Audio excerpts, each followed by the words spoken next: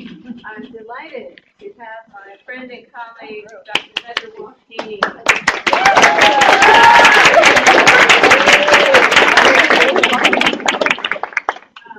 who is our resident forensic anthropologist on campus.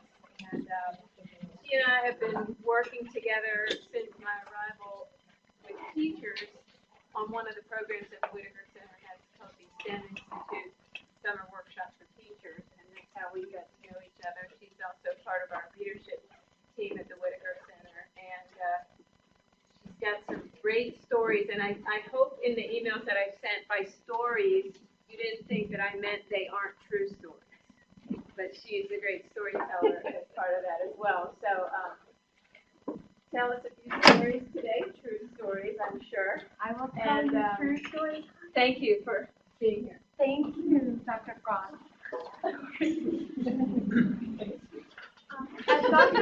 As Dr. Frost mentioned, my training is in anthropology, and my focus has been forensic anthropology. And in the little blurb of an abstract that I sent you, I talked about how forensic anthropology really grapples with its own identity. And by that I mean where it occupies this liminal space, we are not really appreciated as hard scientists by my colleagues in the natural sciences. Our default tends to be the social scientists of the group. And by my social scientist colleagues, the anthropologists, they tend to see us as technicians, right? That we're with the idea that we're not grounding our work in theory. I say we do both, but that's what leads us right to the center. I use theory, I'm a technician, I use hard science, I'm a social scientist, and that, I think, is what left forensic anthropology out of the negative critique of the National Academy of Sciences review of the state of forensic sciences that came down in 2009. Because what happened in 2009 is the federal government tasked the NAS with saying, we've got a problem. The Innocence Project is telling us that we are sending people to death row based upon flawed science. What is happening to our education system where we are putting people out there to review this casework, to say they're doing science, and to come in with science that lacks reputability, that lacks statistical validity? How did we get to this space? So what forensic sciences do you think the NAS critiqued? We know it's not forensic anthropology. What do you think they critiqued?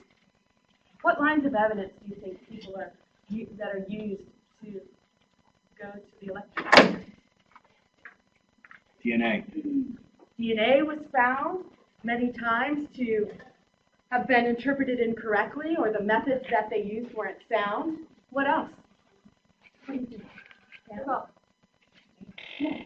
Bite mark analysis? Bite mark analysis, that has been huge. It's been written up in the New York Times about 3 months ago, talking about folks that have been on death row for decades based upon bite mark evidence or patterned evidence that isn't scientific. What did you think? Eric? The FBI's forensic laboratory that focused on hair analysis. Blown up. That team was taken out of the lab recently because they found that their work was invalid. What do you think? Fingerprints? Fingerprints! Oh my gosh. Here we think and we teach, I know in our crime scene investigation class, that fingerprints hold clues to linking a perpetrator to a location or exonerating a perpetrator. And what we found is that the patterned evidence that these analysts were using was invalid and lacked internal replicability and validity. And through all of that breaking down of faulty forensic science, here's little old forensic anthropology. Really didn't get recognized until about the 50s. And we, because most of our jobs are in academic settings, here we were consistently evaluating how tall people may be based upon their skeletal remains, their age, their ancestry, looking at types of blunt force trauma or gunshot wounds, and we consistently, based upon our training in both the hard science and soft sciences, did replicable tests grounded in hardcore methods, and we were held up as the golden child to the NSA.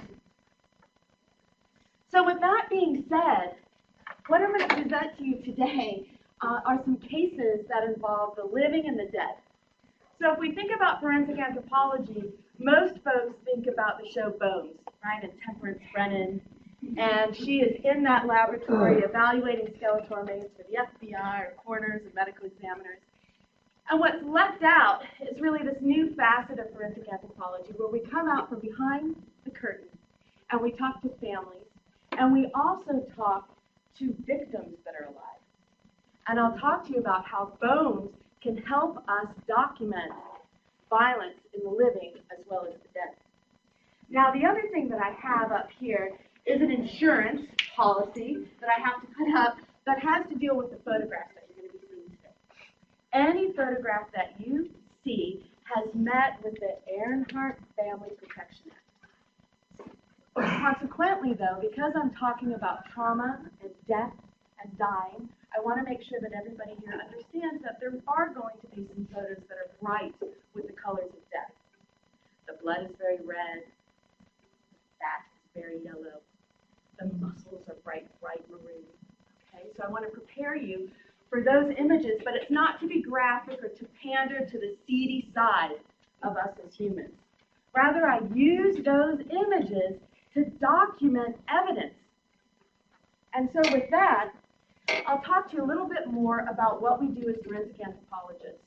So here I've got images of two of the graduate students that came up through our program at FGCU. And on the right is Bertha Hurtado. She's in Ayacucho, Peru. And what she's doing there is taking stories from families of the victims of the dirty war in the 80s. And she's also going ahead and taking buccal swabs to help identify the victims from the mass graves there. This is Saren Boys, and here you see her doing more typical of what a forensic anthropologist does, and that is looking at the skeletal remains to help me create the biological picture of who that person was. How tall they were, what their ancestry was, how long it was since the death event occurred, because estimating time since death, or postmortem interval, is ideally going to help us link perpetrator to the victim, victim and perpetrator to the scene, or exonerate the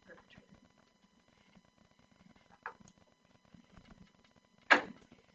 Now, through my work at the University of Florida, where I was an undergraduate student and then a graduate student, my mentor was Phil Maples, and he headed up the CA Pound Human Identification Laboratory. So while I was there, I began interning, working for free as an undergrad.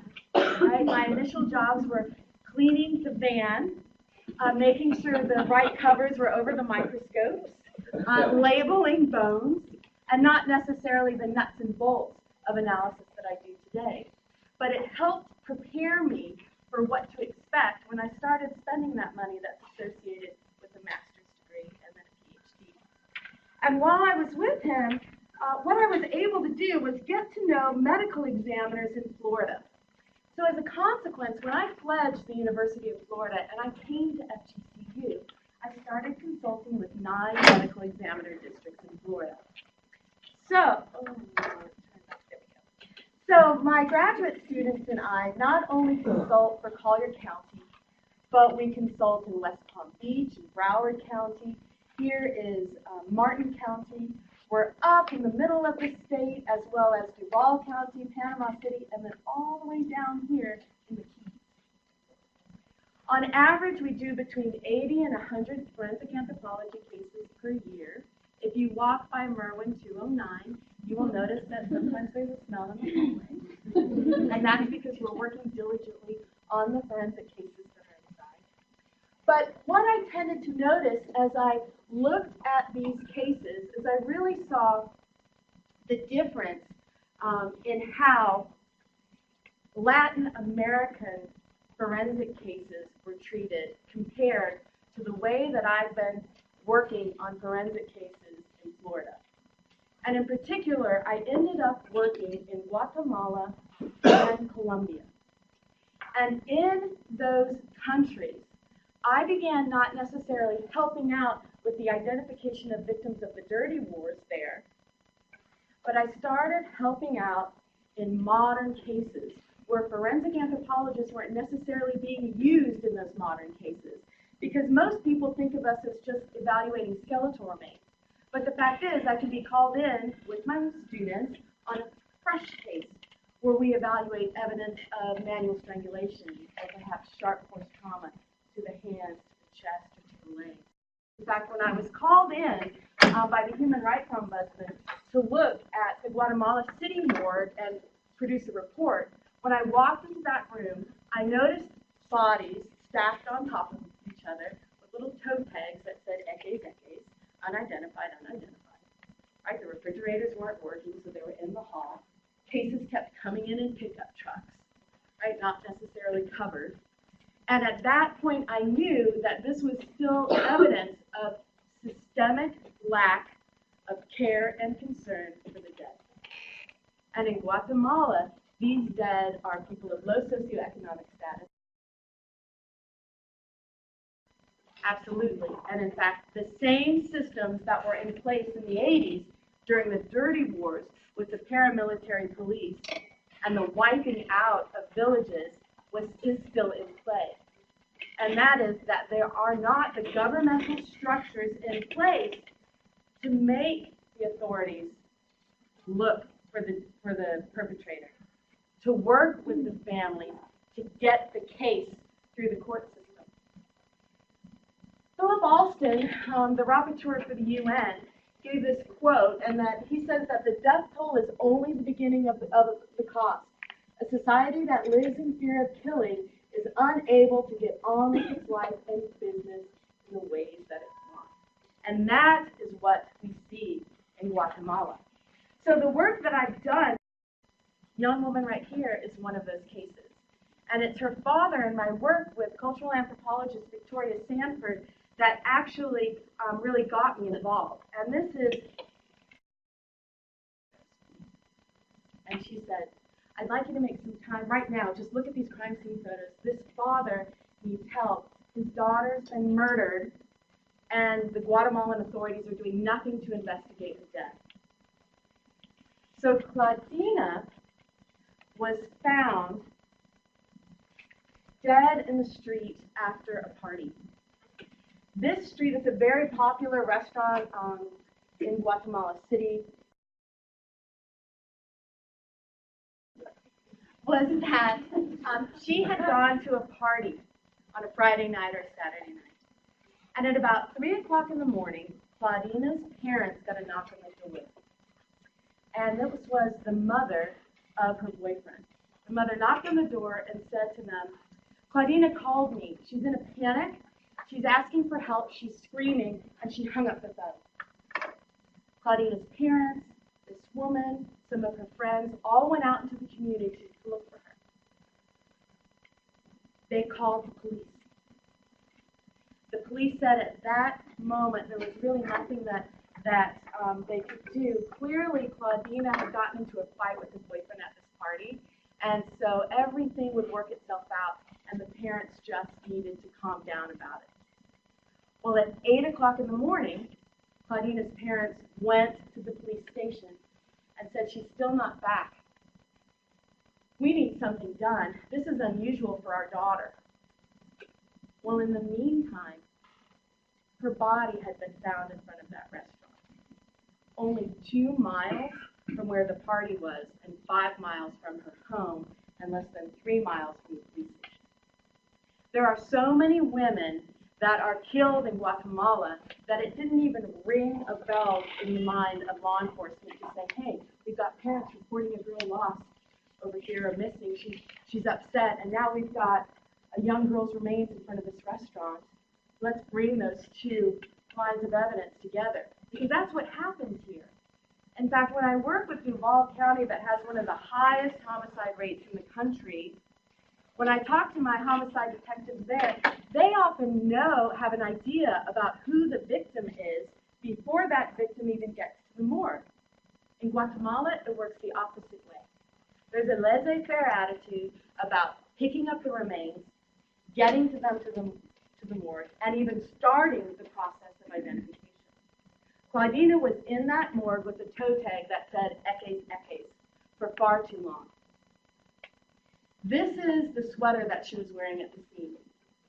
When I reviewed those crime scene photos, I noted, based upon my experience working with law enforcement and medical examiners, being an anthropologist first, where I know to stand back and listen, to do ethnography of people and places, and also that I knew the hard science, lines of evidence on how they're collected, how they're maintained, and if they could actually be analyzed. And when I did that, I noted that they hadn't done really anything to determine cause and manner of death except to say that she was shot in the head. They didn't indicate where the entrance was or where the exit was, what the path was. Had it hit an intermediary target before it passed through her head? They hadn't done anything to establish time since death. So typically here, what you'll read in medical examiner reports is they'll talk about rigor mortis, which is the stiffening of muscles after death, dealing with the breakdown of chemicals in the body. They did nothing to discuss the presence of rigor mortis. They didn't do anything to figure out, is this a dump site for her remains? Was she shot there on site? Is this primary, secondary, or tertiary location? They did nothing. Well, we come to find out by reading the notes from law enforcement that the police officer actually writes, her death is of no importance. Claudina is clearly a gang member or a prostitute. And I don't know if you remember this picture of Claudina. She was a first-year law student. Her father was an accountant. Her mother was an accountant. She was from a middle-class family. And so the logic then continues that if law enforcement sees so little importance in her death, can you imagine what's happening to indigenous people?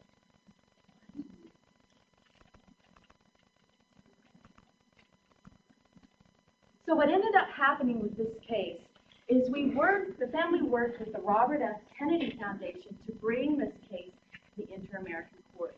And I was very lucky to be part of those proceedings with Victoria Sanford when our case was presented to the judges. And in this landmark decision, the Inter-American Court found that Guatemala was guilty of not protecting its women, of not protecting their basic human rights, because they failed to collect evidence at the scene. They failed to interview the family, the boyfriend, go to the party. They showed no care or concern for Claudina. And so this got me thinking while I was doing that case is, I'm constantly asked by attorneys and law enforcement, well, Heather, here you are, you come to Latin America, and you're this big gringa, which they have said to me to my face, and yes, I am. And they'll say, you know, you collect this evidence, and you go, and you drop these bombshells on us, and you leave. And, you know, this is the stuff that happens in the United States all the time. So I said, okay, let's look at the data. So we looked at data in Collier County. We looked at data in West Palm Beach and Duval County. And what we found was that females between 14 and 17, when family calls law enforcement about those age categories of being missing, law enforcement reacts immediately, an investigation. There is some squish when you hit 18 and 19 when you're dealing with adult females, but it's within hours and days. And law enforcement has a buy-in. It's been my experience and through the interviews that I had with homicide detectives is that they want to find the perpetrator so that more crimes don't happen. And as a case in point, I wanted to highlight for you the Tricia Todd case. So Tricia Todd was a young mother who was married to Stephen Williams. And in 2016, Stephen, who was in the military, had rented an Airbnb out in Martin County to come and visit Tricia and their daughter. He had that visit. He left. Tricia was reported missing by her family within 48 hours. Immediately, Martin County Sheriff's Office put images of Tricia Todd on their Facebook page. They had alerted the media. Everybody was on the lookout to find this mother, the hope being that she was alive. They brought Stephen back from Virginia or Maryland, wherever his base was, and asked him to talk them through is that with climate change in Florida, if you're left in an outside environment, we are seeing skeletonization in about 4 days to 2 weeks. When I started 22 years ago with Bill Maples, that was a week to 2 weeks. Now we're kind of lopping off 3 days because it's getting hotter. And so when law enforcement was asking me, what's the likelihood, at that point, a few days had passed, I said, no, I didn't think we were going to find anything. Well, when her remains were discovered, before they were discovered, we actually went out for a few times on false locations, and this is some of the graduate students that were working with me, and we're using archaeological techniques. He had admitted to dismembering her remains. He had admitted to putting her remains in a large plastic bin. He had told the state's attorneys that all of her remains would be in this bin once we located it. So this is in Hungryland Estuary. I had really no idea what the estuary waters were going to do, if anything, if and when that container was found and if it was breached. Finally, they found the container. A corner of it was busted out. These are not her remains, this is a donation. And the state's attorney said to me, Doc, we need to know if you think her head, hands, arms, and legs, and her entire body was in this container when we found it, because we have to figure out, he is looking for a deal, and we have to figure out if he's lied to us or not about having all of her remains. So they asked me a question. He's admitted to using acid to destroy the remains. And when we found her remains, we had her torso was relatively intact. Her organs were there. The medical examiner could do an examination. There were cut marks on her arms and legs, but we didn't find her hands. We didn't find her head. And so I said to the state's attorney, I said, I've worked on acid cases before, but I've never had acid preferentially destroy one part of a body over another. It's very odd to me. They said, do you think he's lying? I said, I don't know if he's lying, but I've worked acid cases, and I've never seen this happen. So in comes Dr. Frost, who helped me set up a protocol with donated human remains. So many of you may not know, but we have a pretty healthy body donation program here at FGCU. So right now we have just shy of 60 donees. So we have, they're mostly male, they're mostly from Collier County, they're mostly of the upper strata of the socioeconomic status level. But in this instance, at the time that this case was going on, we happened to have a donation of a female who was the same size and nearly the same weight as Tricia Todd. So we purchased the same type of acid that that Stephen Williams had used on Tricia.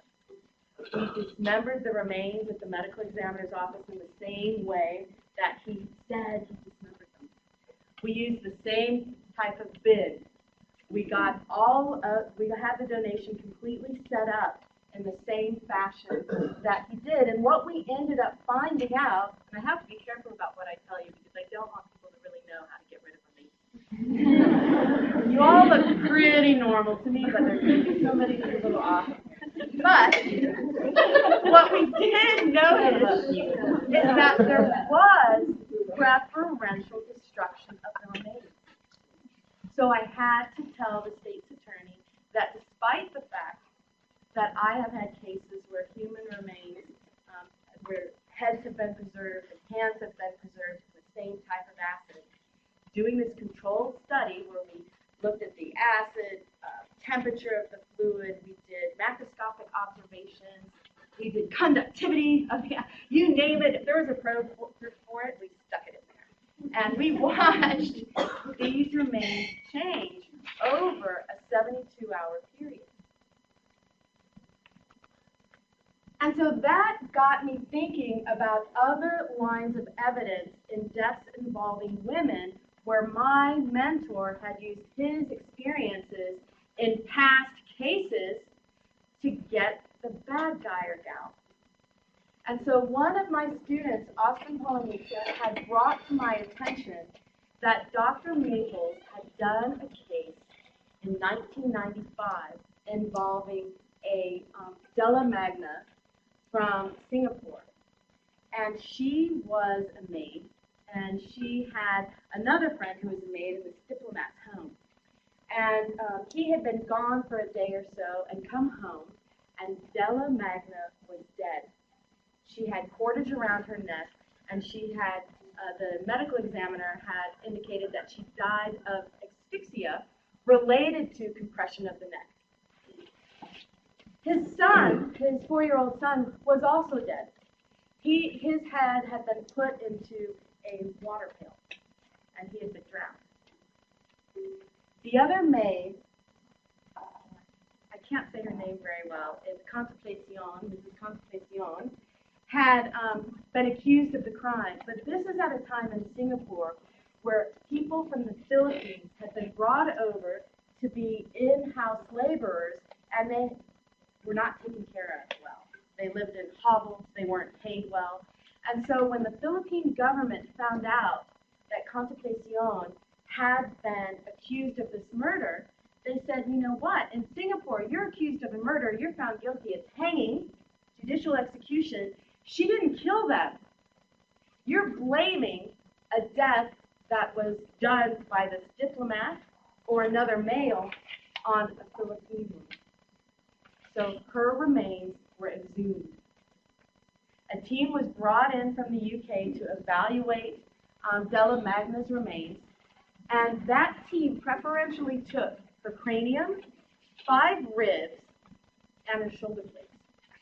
And when they looked at the cranium, those 5 ribs, and the shoulder blades, they said there's evidence of bloodiness on the bones that suggests blunt force trauma, and clearly this blunt force trauma is from a male perpetrator, and she wasn't strangled, and you need to let Contemplacion out of jail. So what do you think about those lines of evidence? Do they line up? No. Christina, you're shaking your head. Right, you're looking at strangulation, and what do they do instead? Look at the head, the ribs, and the shoulder blades. Well, my mentor, Dr. Maples, here he's holding the cranium of Francisco Pizarro, a cast of which is here at FGC that was donated to us. He was called in with a team of pathologists to exhume Della Magna again. He wasn't able to do the exhumation for all sorts of bureaucratic issues, but he was able to review the photos and the notes. And by reviewing the photos and the notes, he said, oh, she was clearly strangled, and that the rib damage that you saw was post-mortem change. There's nothing unusual with the head.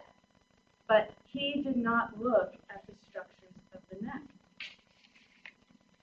So here my own mentor had done analysis to try to figure out whether this woman had been strangled or not, and the field of forensic anthropology had not used science to do it. Rather, he was using his experience and relying on photos, and many of which we found no photos of the neck organ structures. So just so you understand, one of the areas that Austin and I ended up looking at was the Adam's apple. And I was drawn to this area not only because of the Della Magna case, but because of my work with the victims of domestic violence with ACT. So sometimes I'm called in to evaluate the living and to look at their medical records to identify evidence of repeated violence. If you look at the clinical literature on healed fractures to the hyoid or areas in the neck, clinically they'll say it's less than 1%. of people will have fractured hyoids, and we see any evidence of that in life. So what we ended up doing was working with medical examiners in the state and then looking at those neck structures. So what you have here on the right is an x-ray, and we've got the U-shaped bone, your hyoid bone, which sits in your neck, right under your jawbone or mandible. In the middle, we have the thyroid cartilage, which is your Adam's apple. And then next to that is the cricoid cartilage and your tracheal ring.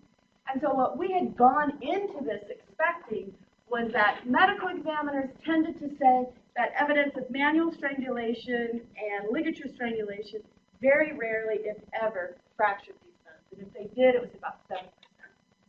When Austin started collecting his data, here, this is a Medscape image, but you can see that the strap muscles of the neck have been dissected and reflected back.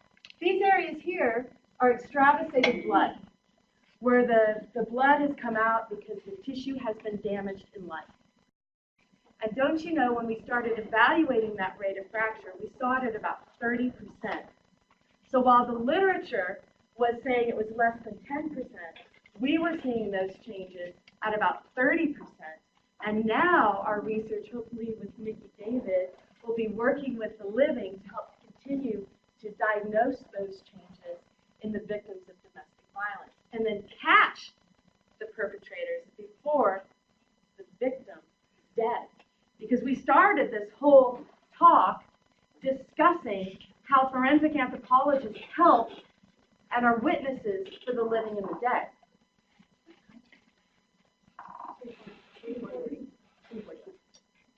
On how they work with the living and the dead. And in this instance, and through my work here at FGCU, we're trying to build that bridge with the graduate students. So on that note,